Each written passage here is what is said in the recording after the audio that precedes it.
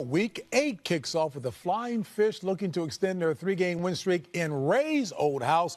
That would be Miami at Baltimore, Boom. You know what I think? I think that Matt Moore is the perfect backup quarterback for a lot of teams. Now, I'm sure he was disappointed Jay Cutler was signed to the Dolphins roster when Ryan Tannehill went down. He probably felt like, this is my team. I should have the chance to be the leader here. And now he does get the chance because of the broken ribs by Jay Cutler. I just think they have too much offensive firepower. And believe it or not, with Jay Ajayi, it looks like Devontae Parker could be back in this game. Right. And you have Jarvis Landry, you have Fasano. You got enough offensive firepower there with a veteran backup quarterback who knows the system. I just don't think Baltimore has enough offense right now. Who are their well, you know, and I truly understand what you're saying, but if you think about what Baltimore has, right, what they've always been built over the years, now they have to go back to it. They don't have offense. So guess who they got to lean on now? They got to go back to the defense. And you bring a Dolphins team in there who's, you know, don't know who's the quarterback going to be, who's going to play.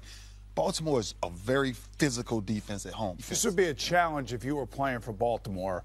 Like, we got to stop these guys. In order for us to win, it's got to be defense first. Nothing else matters. Nothing else matters. Hey, Boomer, so you use the words offensive firepower, and they're the 31st. Well, he's looking at their skill guys. 31st and 32. I'm looking at potential. Okay, Phil, go ahead. I know what's going on, and they do have legitimate skill guys. They do. On Miami. They do. Yeah, you know, and there's a couple of things. One thing I love about Baltimore, about their defense, they have a very good secondary in the back end. So and then they got depth. So they match up really well against Miami's skill guys. But the one thing that Miami is not great at is their offensive line. And now, who's that big fellow in Baltimore?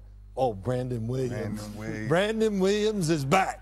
And, hey, he's one of those guys, JB. He's about this wide, and he is almost single-handedly changes the Baltimore defense. He is your Haloti Ngata. Yes, sir. He lets C.J. Mosley run around and make some plays, and that's what they need. Getting Brandon Williams back is a huge deal. Huge. So now C.J. is smiling because you do get Brandon Williams back. But you think about Terrell Suggs. You think about what they have to do to get this thing back on track. Now you think about, people don't think about this. One of the advantages always in Baltimore, you can't hear. That crowd is so loud in Baltimore. And you bring you bring Matt Moore and the Dolphins in there where they match up very well with their secondary. I think Baltimore got to get back on track this week. I would also say this. This is going to be the opposite of last Thursday. Last Thursday was Kansas City and Oakland. Right. We all thought it was going to be an old AFL West shootout, and I'm sure Lamar Hunt and Al Davis love what their kids have basically brought to the table right now. This is going to be the opposite of that. This is going to be a muck-it-up game. Right. This is going to be mucking it up. Defense. And when you talk about defensive line, don't forget, Miami's got one of the best defensive lines in football. It's loaded. It's really deep. You're right, Boomer.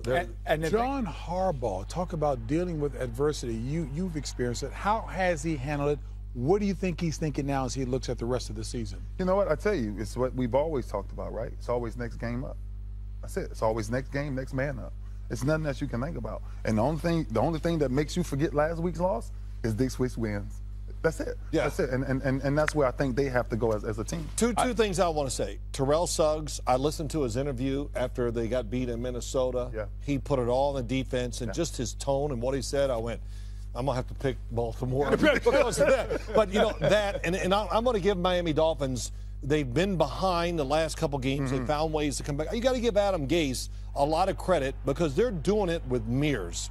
Because the offensive line, that's why we see them rolling out, doing a lot of different stuff with the quarterback because they just don't believe in their pass protection. Final word, Bowman? Well, final word for me would be, you know, doing it with mirrors. You're talking about the Baltimore offense and Joe Flacco and the problems that he has They don't even have with his wide receivers, his tight ends, his running back. It reminds me a lot of what Eli Manning's going through in New York these days. Two proud Super Bowl MVP quarterbacks that are really struggling because of the lack of support around them. And you could see it. You could just see how frustrated they both are when they play.